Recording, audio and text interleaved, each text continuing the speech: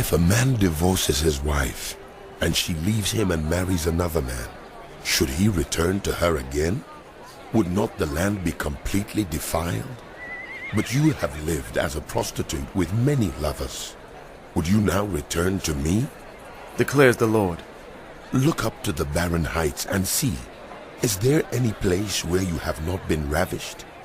By the roadside you sat waiting for lovers, sat like a nomad in the desert.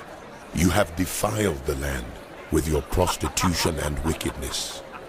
Therefore, the showers have been withheld, and no spring rains have fallen. Yet you have the brazen look of a prostitute. You refuse to blush with shame. Have you not just called to me? My father, my friend from my youth, will you always be angry? Will your wrath continue forever? This is how you talk, but you do all the evil you can. During the reign of King Josiah, the Lord said to me, Have you seen what faithless Israel has done? She has gone up on every high hill and under every spreading tree and has committed adultery there. I thought that after she had done all this, she would return to me, but she did not, and her unfaithful sister Judah saw it. I gave faithless Israel her certificate of divorce and sent her away because of all her adulteries. Yet I saw that her unfaithful sister Judah had no fear. She also went out and committed adultery. Because Israel's immorality mattered so little to her, she defiled the land and committed adultery with stone and wood. In spite of all this, her unfaithful sister Judah did not return to me with all her heart, but only in pretense. Declares the Lord. The Lord said to me, Faithless Israel is more righteous than unfaithful Judah.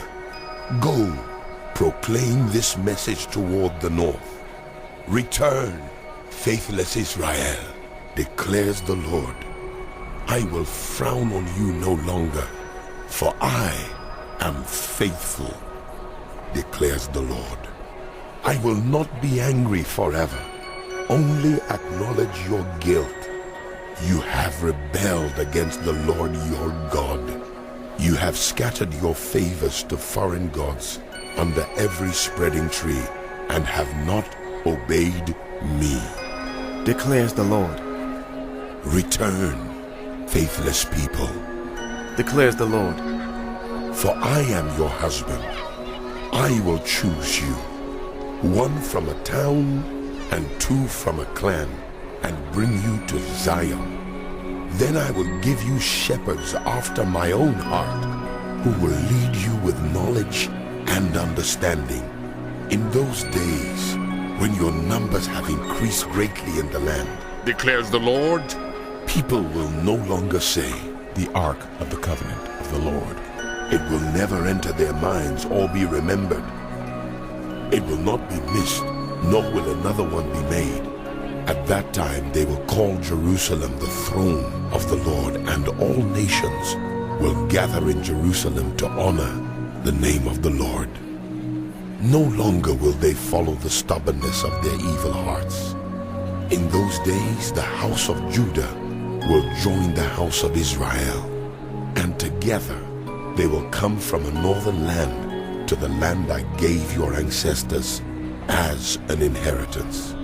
I myself said, how gladly would I treat you like my children and give you a pleasant land, the most beautiful inheritance of any nation. I thought you would call me Father, and not turn away from following me, but like a woman unfaithful to her husband, so you, house of Israel, have been unfaithful to me, declares the Lord. A cry is heard on the barren heights, the weeping and pleading of the people of Israel, because they have perverted their ways and have forgotten the Lord their God. Return, faithless people.